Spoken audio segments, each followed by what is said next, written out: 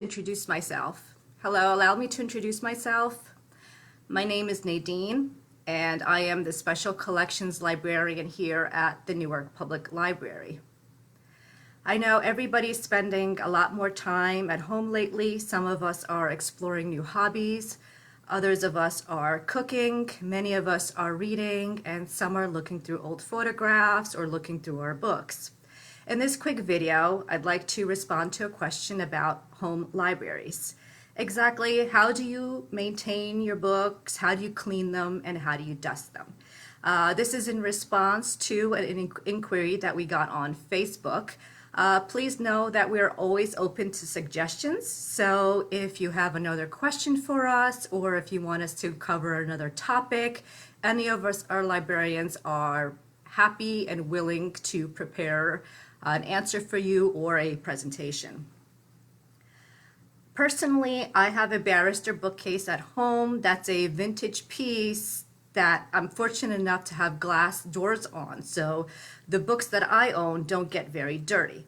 I know at the library there's open shelving and we have over 1 million books, and those do get very dusty. So the first question you want to ask yourself about your book collection is, what kind of books are they? Are they paperbacks? Are they newer hardcovers? Are they old leather-bound books? Or are they the vintage books that have cloth covers?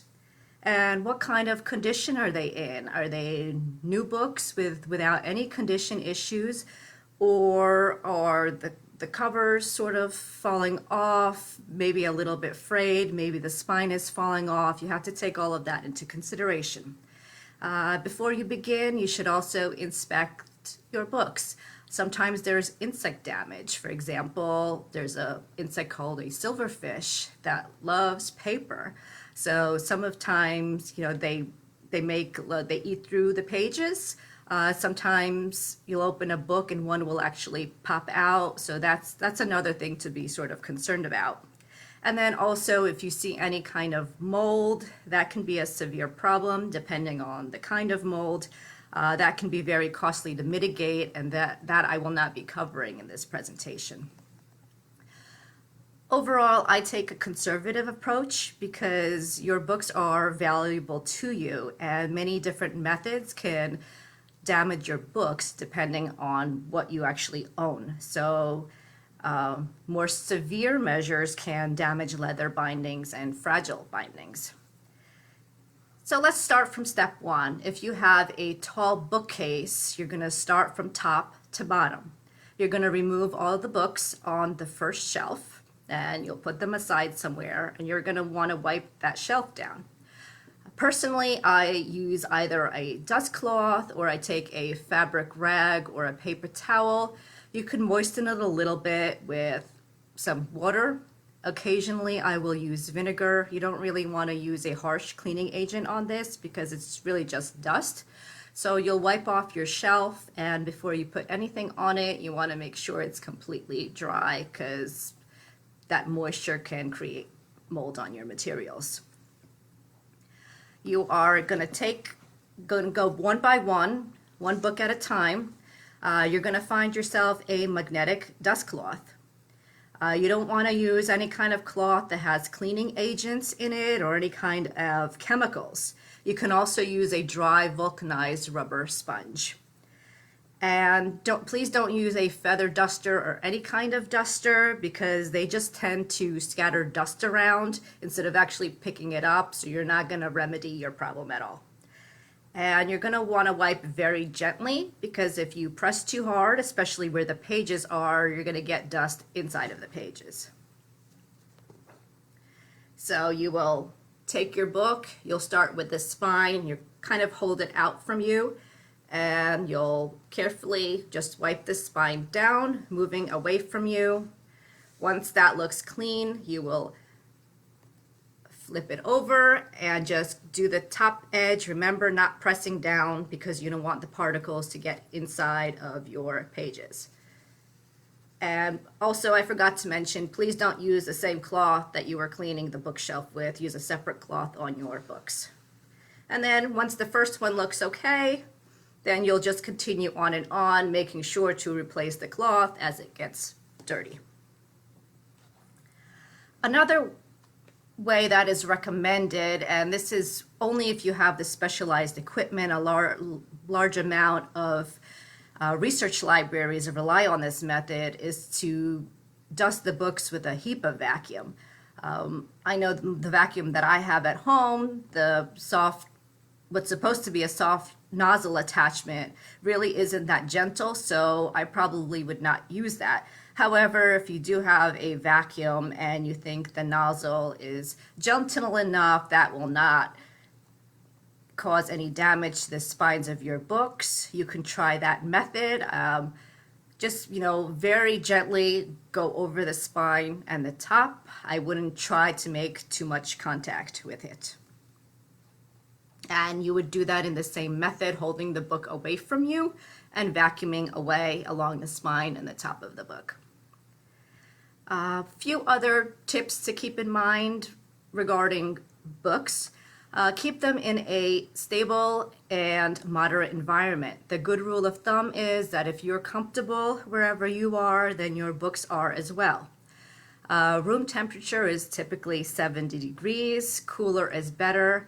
Personally, I know in the summertime, I like heat. I don't keep my home at 70 degrees, so really depends what works for you. I don't have that many rare materials, but you'll want to monitor what you own.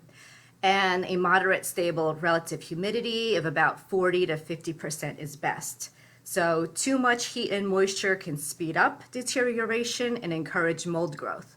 Try not to store your books in attics because they get really hot, or in basements because they get moist.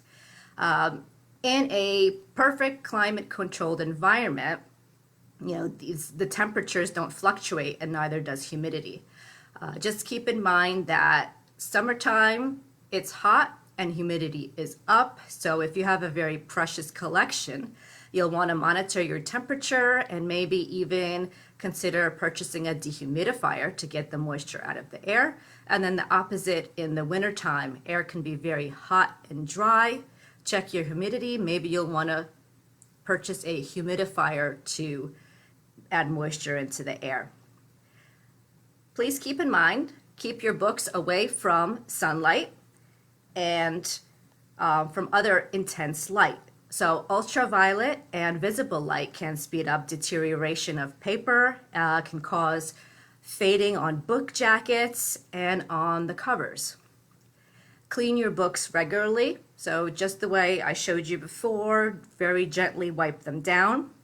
Shelve your books upright and support them with bookends. So if you don't have many books on a shelf, put a book at one end so they don't slump over or fall over. Also, if you have too many books, don't try to cram too many on a shelf because that causes a lot of stress on the spines. If the books are oversized or large, it's fine to lay them flat. Just don't lay too many on top of one another. Just, be careful, make sure they're not crowded and that they are standing upright or flat without too much weight on them. If you have something very precious in your collection to you, such as an old family Bible, and then it's not in the best condition, I urge you not to try to repair it yourself. Do, spend the money and hire a conservator to get the job properly taken care of. If you ever have any questions about that, you can always reach out to us and we can give you some recommendations. Also keep in mind, it's best to keep your shelves or your books inside interior walls. So for example, a wall between two bedrooms or a wall between a living room and a dining room. You don't really want to place them on exterior walls because they would experience more temperature and humidity changes. Don't try to repair torn dust jackets or covers with any kind of tape. Either tape that you get at the stationery store or at a craft store, because very often, even though you have the best of intentions in mind, over time, this will cause more damage. If you have a book bound in leather, don't try to put any kind of leather moisturizer or leather dressing on it, because even though they're supposed to keep leather supple, very often they will just deteriorate the leather even more. So just simply wiping them down should be fine enough. And another recommendation is, a lot of us have the tendency that if you're taking a book off a shelf to kind of pull it from the top of the spine. That's really a no-no. The best way is just to kind of grab it in the middle here and just to pull it straight out. If you want to mark a section in a book, use a bookmark. Please do not use sticky notes, rubber bands, or paper clips. I've seen that recently. I know a lot of authors and writers do that. Keep in mind that sticky notes have an adhesive on them that can damage pages. Rubber bands, they will often disintegrate and then become gummy, so you'll actually have to kind of pick them off the page and it'll leave a residue, and often you might tear the page trying to remove it. And paper clips, depending on humidity, they can rust, and then trying to remove them from a page once they're rusty can be a challenge. I know we've experienced that in several of our archival collections where, people have donated materials with paper clips on them. They get stuck after a while on the pages. You risk tearing the page in order to remove the paper clip, and then it leaves a rust spot on the page. So try to use a slip of acid-free paper when you're marking a page in a book. And keep in mind that enemies of books include sun, heat, humidity, and dust, and also bugs. And please feel free to post any questions here. This was intended as a brief overview of taking care of books in your library. If you live in Newark, if you go to school in Newark or work in Newark, we encourage you, if you don't have one yet, to get a library card, because with your library card, you can have access to ebooks, audiobooks, and other digital resources through your library. So if you're running out of personal books to read at home, please visit our website, npl.org, to discover all the different resources that are available to you free of charge with your library card. And please stay tuned next Monday. Librarian Tom will continue this series, and he'll be talking about caring for maps in your personal collection. Thank you. If you want to post any questions below, I will respond after the video. Thank you.